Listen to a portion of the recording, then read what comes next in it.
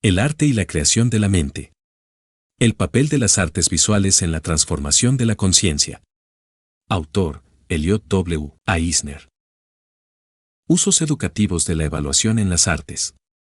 No todo lo que importa se puede medir y no todo lo que se puede medir es importante. Página 219.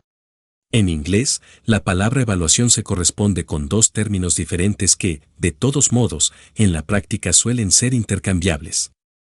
Uno de ellos, assessment, suele hacer referencia a la valoración del rendimiento o la actuación individual de los estudiantes, casi siempre, aunque no siempre, en pruebas o exámenes.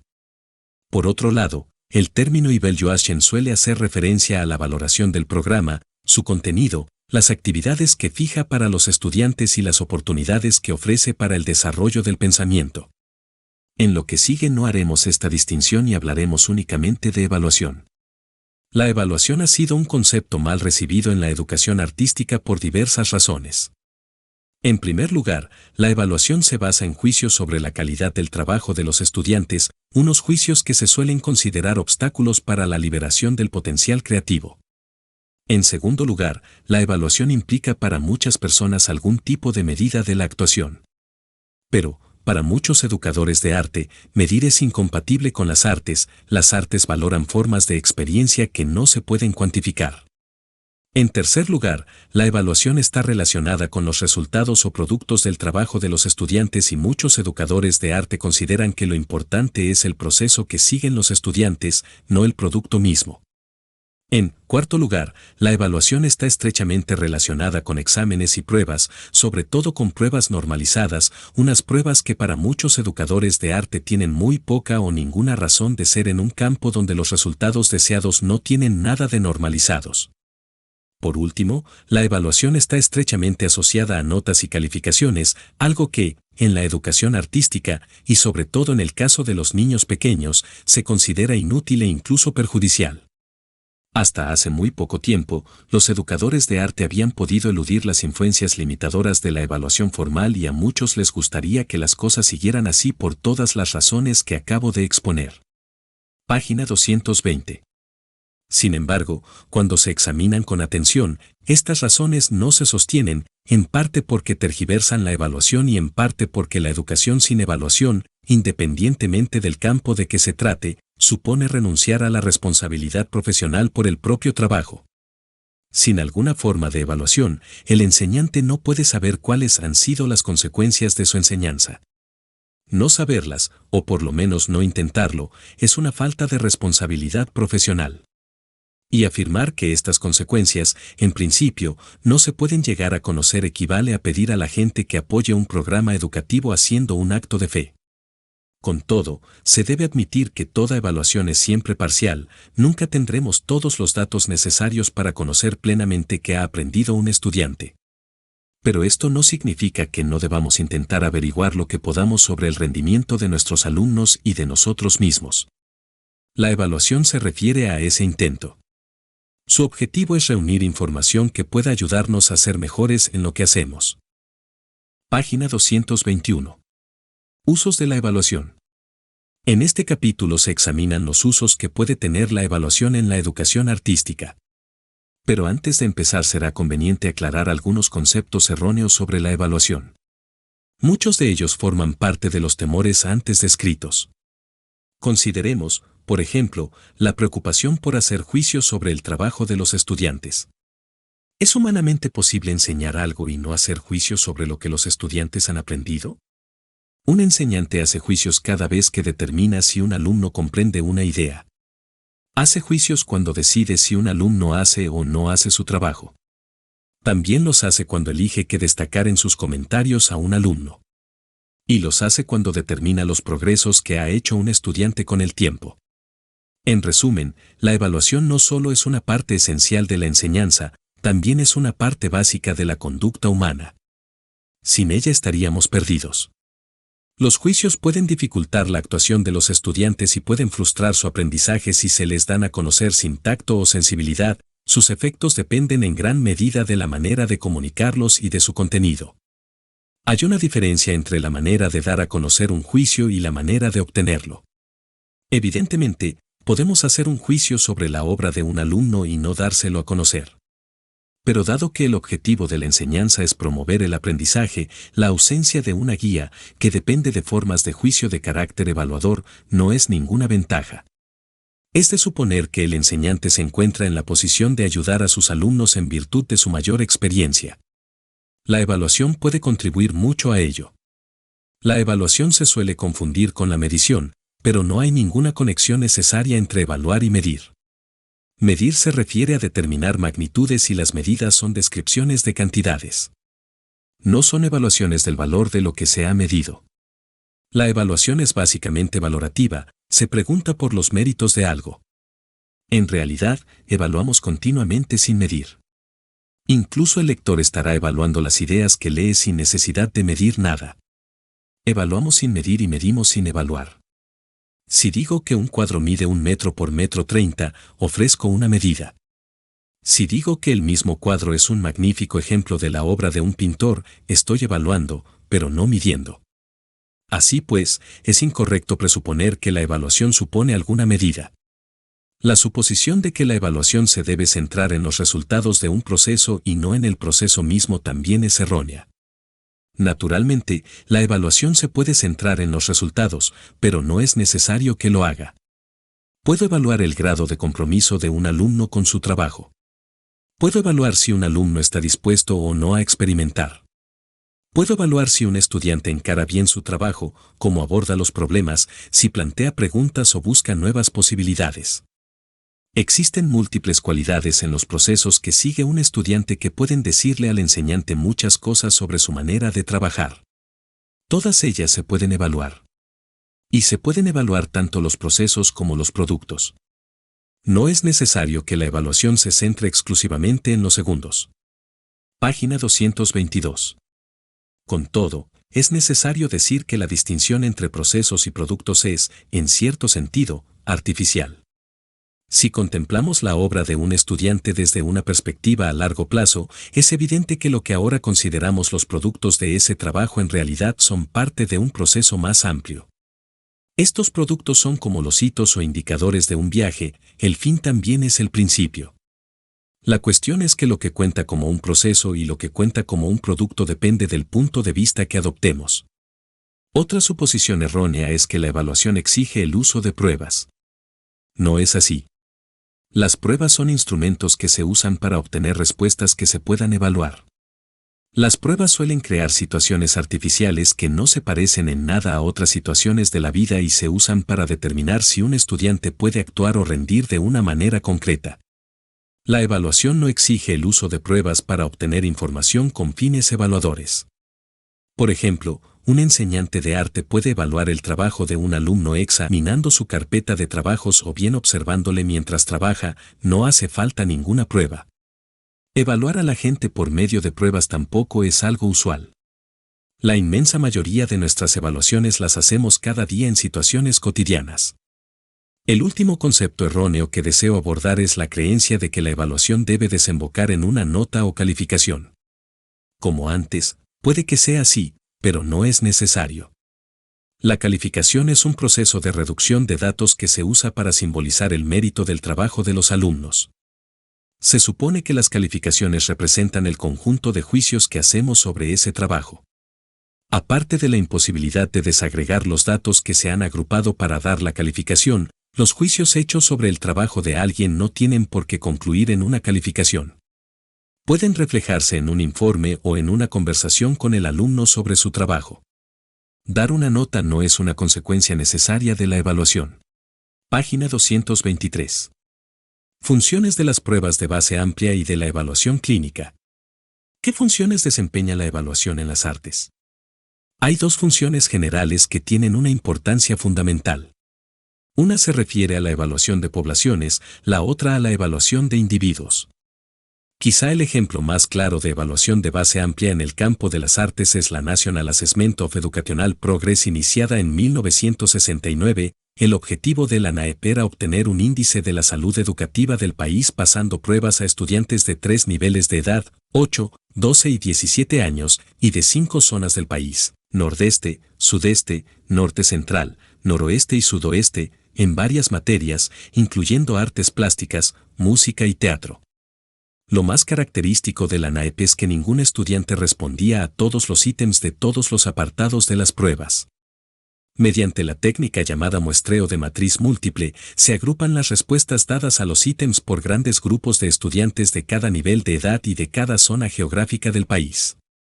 La NAEP no ofrece puntuaciones individuales, solo ofrece puntuaciones para cada grupo de edad y cada zona. Página 224. El objetivo de la evaluación de base amplia es describir la actuación de poblaciones, no de personas. Las poblaciones se describen a grandes rasgos, como si fueran una especie de termómetro educativo. Aunque esta información no es especialmente útil para que los enseñantes puedan tomar decisiones sobre clases o alumnos concretos, el gran público usa esta información para enjuiciar la calidad de la enseñanza. En el caso de las pruebas normalizadas, se obtienen unas puntuaciones individuales para cada estudiante, puntuaciones que también se suelen agrupar por cursos, centros, distritos escolares y estados. ¿Por qué el público tiene tanto interés en las puntuaciones obtenidas en las pruebas? Una respuesta es que dispone de poca cosa más para evaluar la calidad de las escuelas. Además, sabe que estas puntuaciones normalizadas serán usadas por las universidades para tomar decisiones que influirán en el futuro de los niños. A diferencia de la lectura, la escritura y las matemáticas, hasta hace muy poco las artes se habían librado relativamente del impacto de estas pruebas. Por otro lado, la evaluación clínica se centra en la actuación individual de los estudiantes. A diferencia de la evaluación de base amplia, el principal objetivo de la evaluación clínica no es clasificar, aprobar o suspender a los estudiantes, sino obtener información que se pueda usar para mejorar su desarrollo educativo. Esta clase de evaluación se podría usar para determinar si unos estudiantes han alcanzado los objetivos o los niveles de exigencia establecidos para una materia en un curso dado. O se podría usar para determinar el desarrollo de un alumno concreto en el campo de las artes. O para obtener información de carácter diagnóstico, cuáles son los puntos fuertes y débiles de un alumno. Dicho de otro modo, dado el punto en el que se encuentra un estudiante, ¿qué curso de acción parece más adecuado para él? Los puntos de acceso que tiene el enseñante para evaluar en qué punto se encuentra un alumno concreto son numerosos. El enseñante de arte tiene muchas opciones para evaluar el trabajo de sus alumnos, pero entre estas opciones se encuentran aspectos del desarrollo de los estudiantes que pueden tener muy poca relación directa con las artes. Puede que el alumno necesite más confianza en sí mismo, tener más oportunidades de asumir responsabilidades o atreverse a intentar cosas nuevas. Al realizar una evaluación, el enseñante puede dar prioridad a estas opciones porque, a la larga, y desde el punto de vista de los objetivos generales de la educación, estas opciones podrían tener preferencia. Página 225. Cualidades que hay que buscar en el trabajo de los alumnos. ¿Qué podemos buscar cuando evaluamos las obras de arte de los alumnos? Hay 3 cualidades que destacan sobre las demás: la calidad técnica de la obra producida, el grado de inventiva en el uso de una idea o proceso y su poder expresivo o calidad estética. Por calidad técnica me refiero a la medida en que los estudiantes manejan con control y comprensión el material con el que trabajan. También incluye la medida en que las formas usadas revelan un uso inteligente de la técnica. Dicho de otro modo, las técnicas empleadas respaldan lo que la obra pretende expresar. ¿Se da una consonancia entre las dos cosas? Por inventiva me refiero a la novedad productiva que manifiesta la obra. ¿Dice la obra algo nuevo? ¿Dice algo familiar, pero de una manera nueva? Dicho de otro modo, ¿refleja la obra un uso creativo de ideas o procesos que se relacione constructivamente con su propósito expresivo? ¿Es la obra imaginativa? Por último, nos ocuparemos del poder expresivo de una obra, de su impacto estético. La capacidad de crear obras estéticamente satisfactorias ha sido y es uno de los principales valores artísticos. El logro de estas cualidades está relacionado en gran medida con la manera de componer las formas y de aplicar las técnicas. Al evaluar la calidad del trabajo de los estudiantes, estas 3 características pueden actuar como criterios de evaluación. Los criterios son características que se pueden buscar en un trabajo, no son descripciones fijas dictadas por alguna receta formularia. La técnica, la inventiva y el poder expresivo se pueden plasmar de innumerables maneras. El hecho de identificarlas aquí es para que sirvan como criterios que guíen nuestra búsqueda, pero no son unas características prescritas dictadas por un conjunto fijo de reglas. Página 226. ¿Qué se puede evaluar? ¿Qué es lo que se puede evaluar? En este sentido hay tres dimensiones fundamentales: el contenido y la forma del currículo, la calidad de la enseñanza y lo que aprenden los estudiantes. Podemos considerar que el currículo que se ofrece en una escuela o en una clase tiene dos dimensiones. Una se refiere al contenido usado para crear el currículo. ¿Es sustancial? ¿Qué importancia tiene en el ámbito en el que van a trabajar los estudiantes? ¿Es pertinente a su desarrollo y a sus intereses? Preguntas como estas cruzan el camino entre la sustancia definida dentro del ámbito del que se ha seleccionado el contenido y la relación entre estas consideraciones y la relevancia o pertinencia prevista del material para los estudiantes que lo van a recibir. Por un lado, no tiene ningún mérito crear un currículo que sea pertinente a los intereses de los estudiantes pero que tenga poco valor sustancial. Por otro lado, tampoco lo tiene diseñar un currículo que tenga mucha sustancia, pero tenga poca relevancia o poco significado para los alumnos. Lo ideal es que tenga las dos cosas. Pero las consideraciones sobre el contenido solo son un aspecto de lo que se debe tener en cuenta en el diseño curricular. Otro aspecto se refiere al diseño de las actividades que los estudiantes van a realizar para aprender lo que se enseña. El diseño de estas actividades está muy relacionado con las formas de pensamiento que se van a fomentar.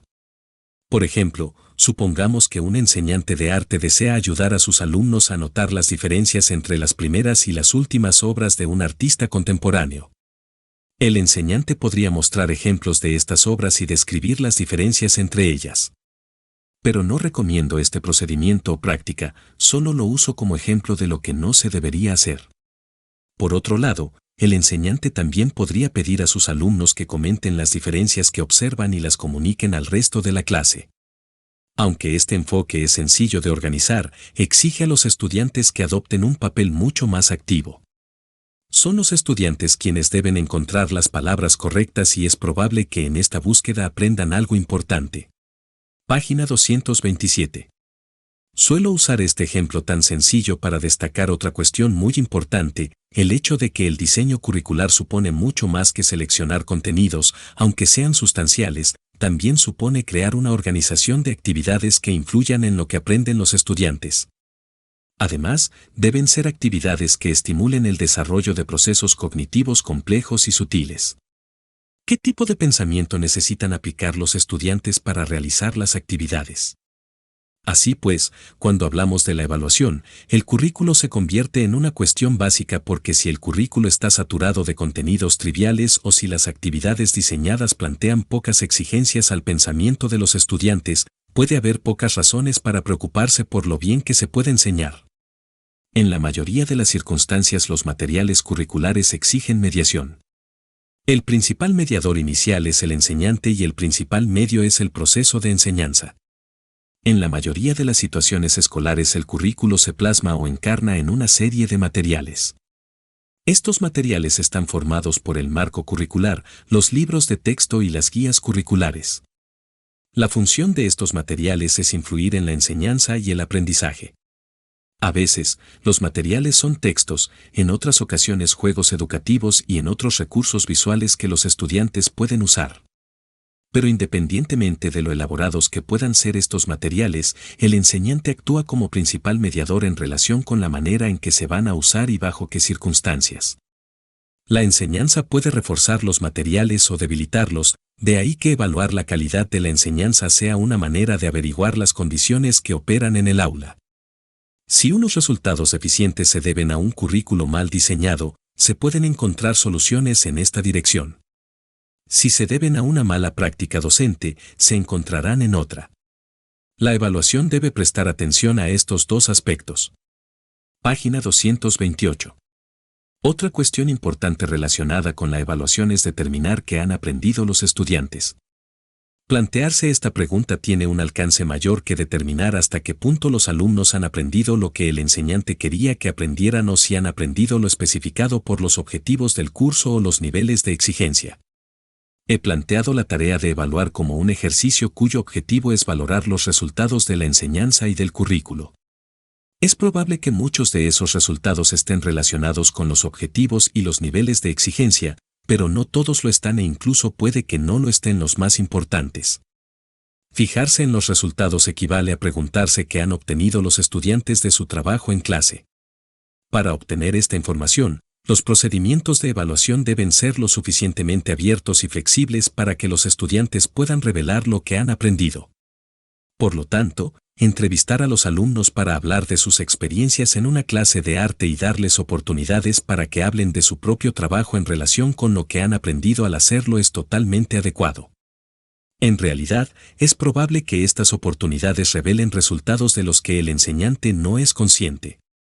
Naturalmente, para evaluar lo que los estudiantes han aprendido también es conveniente examinar las cualidades de sus obras. Lo que un estudiante crea en una clase y los cambios que su trabajo presenta con el tiempo son una fuente de datos que permiten determinar lo que ha aprendido, porque lo que el estudiante crea, sea de carácter verbal o visual, es el resultado del tipo de pensamiento que puede realizar.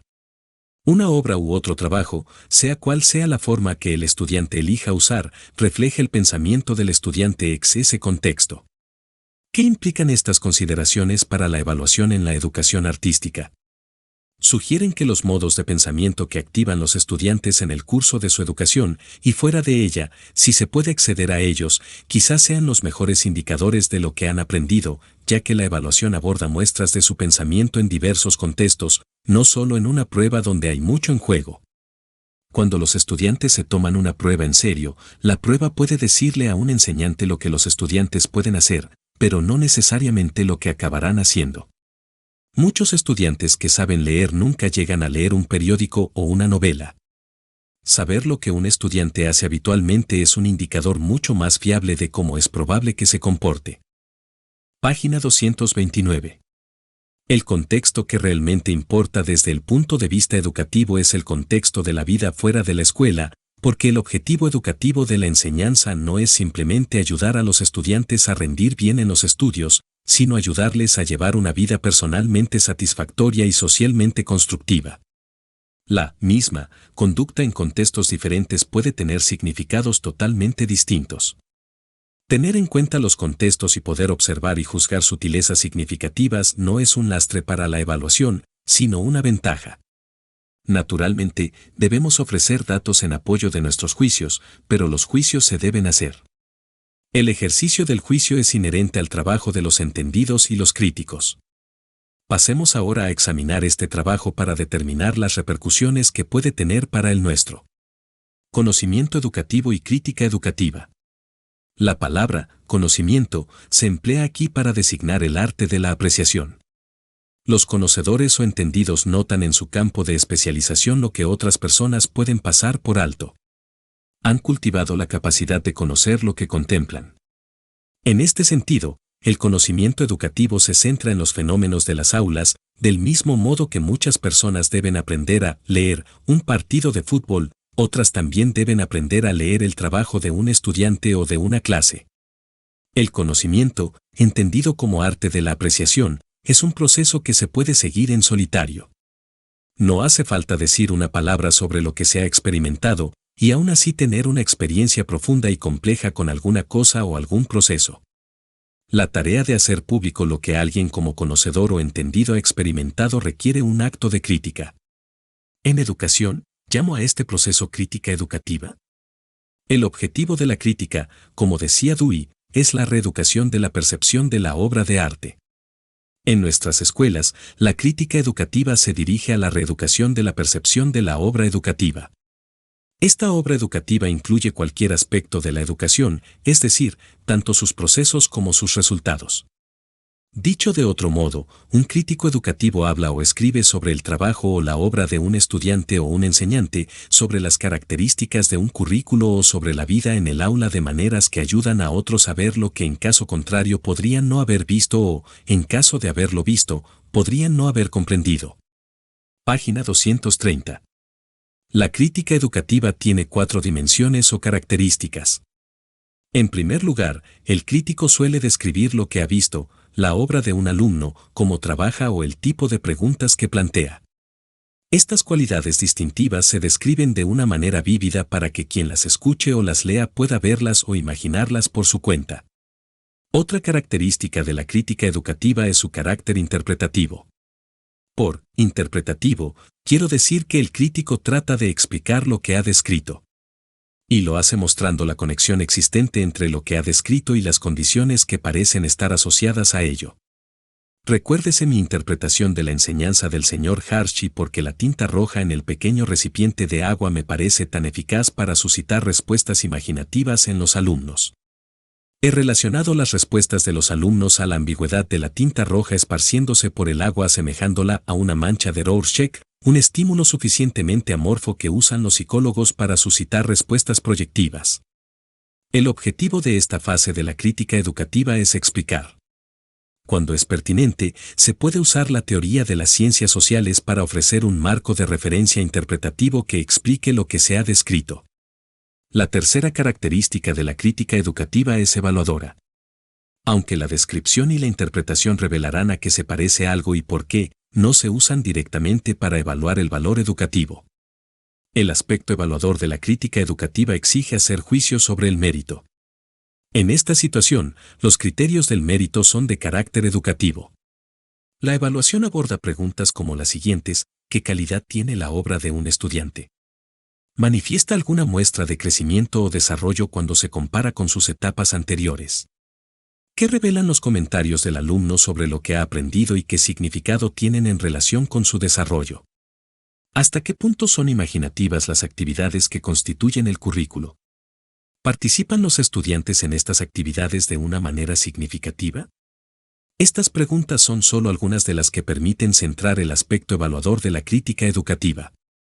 Puesto que el proceso educativo es normativo, es decir, puesto que el proceso educativo busca lograr ciertos valores, determinar hasta qué punto se alcanzan esos valores es una característica básica de cualquier evaluación educativa.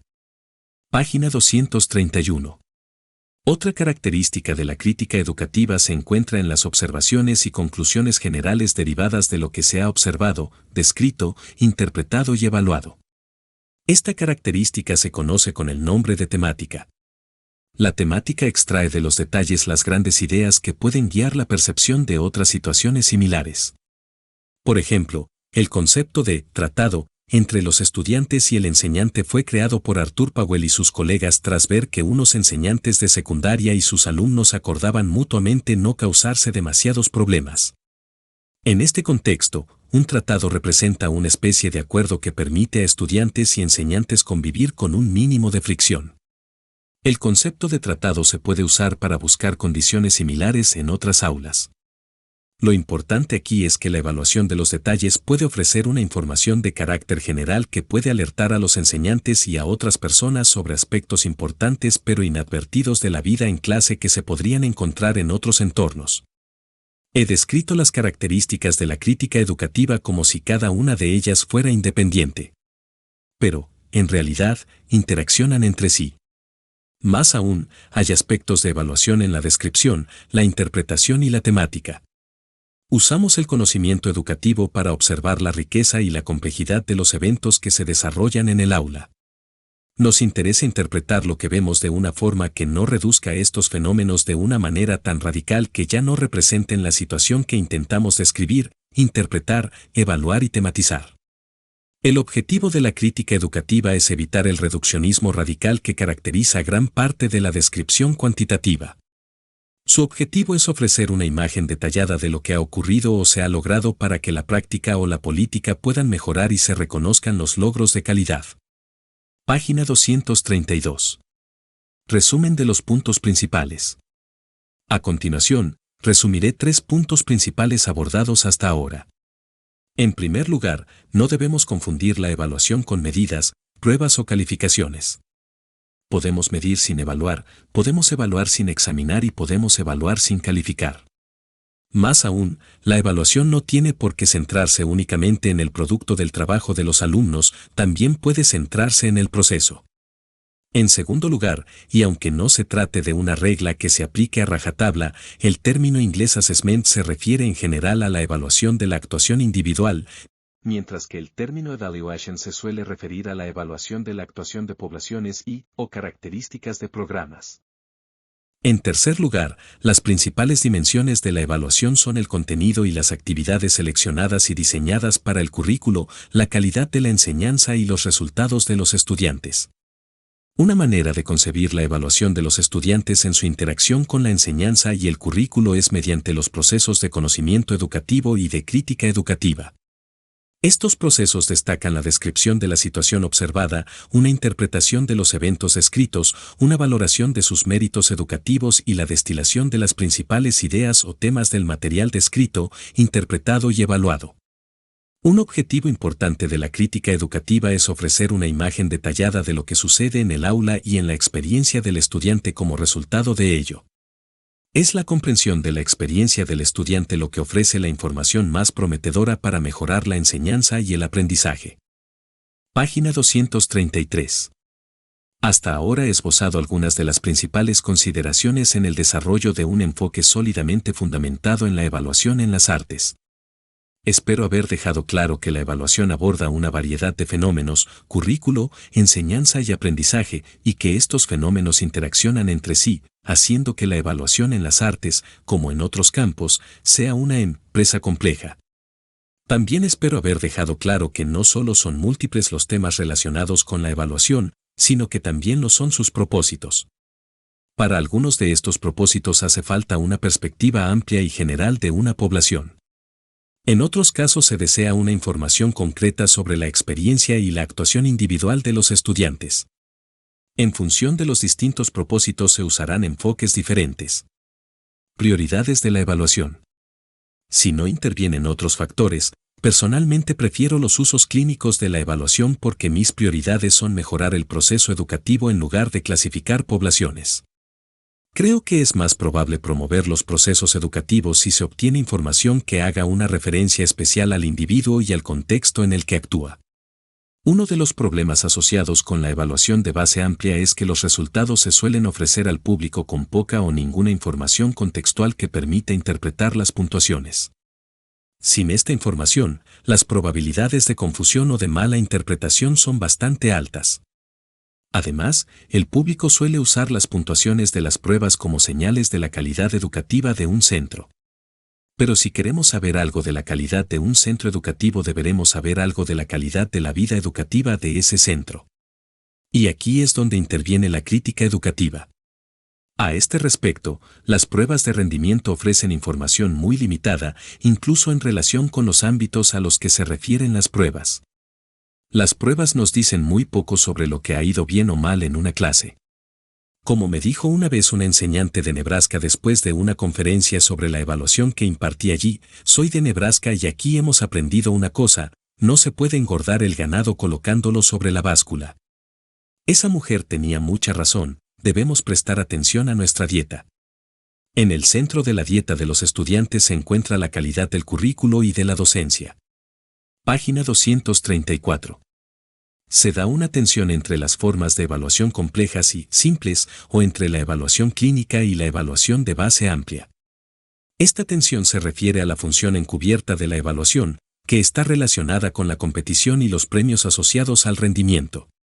La evaluación de base amplia, sobre todo la basada en pruebas normalizadas, no se usa solo para determinar el nivel de actuación de una escuela o de una población, sino también para separar a los ganadores de los perdedores.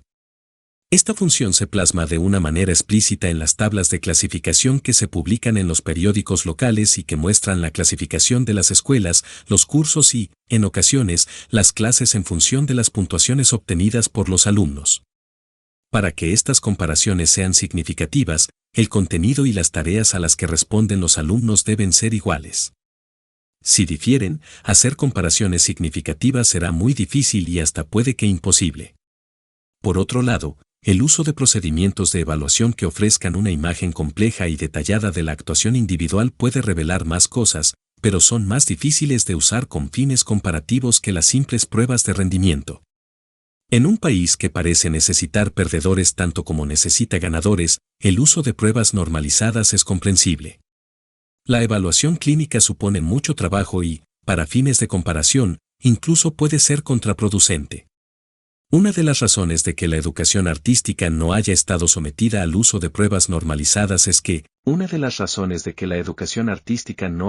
sometida al uso de pruebas normalizadas es que, dado el tipo de actuación que el gran público espera que fomenten las escuelas, la actuación del estudiante en el campo de las artes no se considera lo bastante importante para justificar el tiempo y el dinero necesarios para obtener esos datos.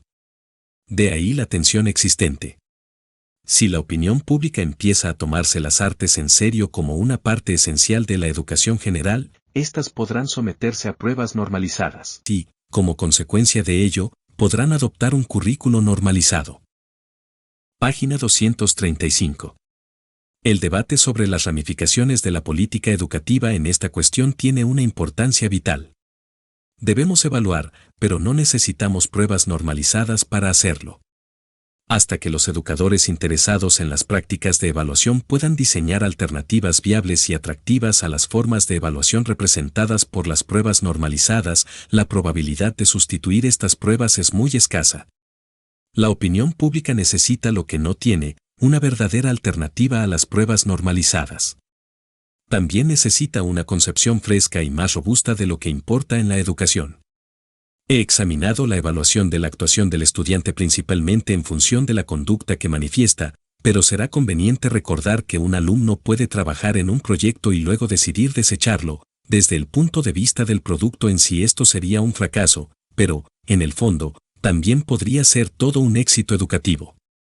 En la evaluación no solo se debe prestar atención a la conducta manifiesta, también se debería prestar atención al tipo de pensamiento que se ha aplicado en la realización del proyecto. Una vez enseñé arte a unos alumnos de quinto curso. Uno de ellos quería hacer un lápiz que produjera un verdadero arco iris de colores. Le pregunté cómo pensaba hacerlo y me dijo que haría un molde de escayola para después fundir en él barras de colores diferentes. Le pregunté cómo había pensado hacer el molde y me dijo que usaría la tapa de un bote para mezclar un poco de escayola, que luego pondría una barra de color dentro de la masa y que, cuando la escayola se secara, tendría el molde. Luego fundiría las barras de color dentro del molde y, una vez enfriado el contenido, rompería el molde para sacar la barra multicolor que quería. Le animé a que lo intentara. Al final, el experimento falló, no pudo separar la barra de la escayola. Pero la experiencia de pensar un proyecto de principio a fin y de intentar llevarlo a la práctica fue un éxito educativo. El enseñante se debe centrar en lo que los estudiantes han tenido que pensar para conseguir los resultados que han obtenido y en lo que han aprendido como consecuencia. En la evaluación debemos penetrar bajo las características superficiales de la actividad para llegar a lo que hay debajo. Mientras se considere que el objetivo de las artes plásticas es que los alumnos hagan cosas para colgar en la puerta de la nevera, ocuparán un lugar marginal en nuestras escuelas, y si se enseñan como si solo sirvieran para hacer cosas que colgar de la puerta de la nevera, merecerán ocupar ese lugar marginal. Página 236. Evaluación realizada por el estudiante. Hasta ahora he hablado de la evaluación como si estuviera por completo en manos del enseñante. No es necesario que sea así y algunos dirían que no debe serlo. Otras dos fuentes de juicio evaluador son los compañeros de clase y el estudiante mismo. El recurso a los compañeros como críticos constructivos de la obra de un alumno es común en las escuelas de arte y en los departamentos de estudios artísticos de las universidades. La práctica consistente en hacer que los alumnos discutan en clase la obra de otros compañeros recibe el nombre de crit. Se trata de una práctica bien descrita por Lisa Soep en su estudio del lenguaje que usan los estudiantes cuando participan en ella. Según Soep, los crits difieren de maneras significativas de la crítica de arte normal y de los comentarios que los enseñantes de arte suelen hacer a sus alumnos. Una diferencia es que, puesto que los compañeros también participan en la práctica, se da una reciprocidad que no existe cuando un enseñante o un crítico evalúan una obra. Las relaciones recíprocas que establecen los alumnos crean una sensibilidad al proceso que se refleja en el tipo de lenguaje que usan para hablar de su trabajo. Los estudiantes saben que pronto les tocará a ellos ocupar el lugar del otro. Otra diferencia entre el crit y la crítica de arte es que el objetivo del crit es ayudar al estudiante a mejorar su trabajo. No es esto lo que ocurre en una crítica de arte típica. La crítica de arte, tal como se presenta en los periódicos o revistas, es una evaluación más sumaria que formativa. Página 237. La oportunidad de participar en un CRIT y aprender a ser útil a quienes realizan trabajos artísticos no solo es buena para el alumno cuyo trabajo se critica, sino también para el alumno que critica el trabajo ajeno. Tener que ayudar a alguien exige observar, evaluar y usar el lenguaje con gran cuidado y atención. Cuanto mayor sea la necesidad de comentar, mayor será la necesidad de examinar la obra para tener algo que decir. La visión engendra el lenguaje y el lenguaje engendra la visión. No hay ninguna razón para que los CRITs no puedan ser una parte habitual de la práctica docente en las clases de arte, y no solo para los estudiantes universitarios, sino incluso para los alumnos de primaria siempre que estén bien preparados para ello. El alumno también es uno de los principales recursos en el proceso de evaluación. Los enseñantes pueden saber muchas cosas sobre lo que han aprendido sus alumnos oyéndoles hablar de su trabajo. ¿A qué prestan atención? ¿Qué creen que ha tenido éxito? ¿Justifican sus juicios? De ser así, ¿cómo? La oportunidad de detenerse y evaluar, de comentar y justificar, de valorar y planificar futuros trabajos puede ser una poderosa fuente de aprendizaje en las clases de artes plásticas. Y pueden surgir oportunidades similares en las otras artes. En música, las interpretaciones se pueden grabar y reproducir para que el estudiante las pueda evaluar, aunque también se pueden hacer CRITs en grupo. La evaluación no tiene por qué estar exclusivamente en manos del enseñante. Cuando los estudiantes intervienen en el proceso, la oportunidad de evaluar se convierte en un medio para promover su propia educación. Página 238. Poder aplicar las prácticas que he descrito significa intercambiar un modelo mental de lo que supone la evaluación por otro que la convierte en una empresa compartida. ¿Estarán dispuestos los enseñantes a compartir una de sus fuentes de autoridad más importantes? Espero que así sea, aunque puede que para algunos sea casi imposible. Un cambio en el propio modelo mental de la evaluación también supone un cambio en lo que significa enseñar. El cambio de perspectiva desde una evaluación controlada por el enseñante a una evaluación compartida, pero sin que ello suponga que el enseñante renuncie a ella, es un cambio fundamental en la concepción que el enseñante tiene de su propia función. También exige un cambio en el modelo mental que el alumno tiene de su propio rol. Puesto que la escuela, en virtud de su modo de organización y su estilo de vida, promueve una concepción de los roles que los estudiantes y los enseñantes deben adoptar, la idea de que los alumnos tengan una función que desempeñar en la evaluación podría ser motivo de sorpresa para muchos de ellos, y puede que no muy agradable. Mi opinión es que asumir parte de la responsabilidad de la evaluación es algo que los alumnos deben aprender, porque cuando estén fuera de la escuela no habrá ningún enseñante a su lado que lo haga por ellos. Llegar a la madurez significa hacerse independiente. Texto leído. El arte y la creación de la mente. El papel de las artes visuales en la transformación de la conciencia. Autor, Elliot W. Eisner. Tomado de la publicación por Yale University Press, año 2002. Lectura del diplomado semipresencial para el apoyo a la enseñanza de las artes en la educación básica.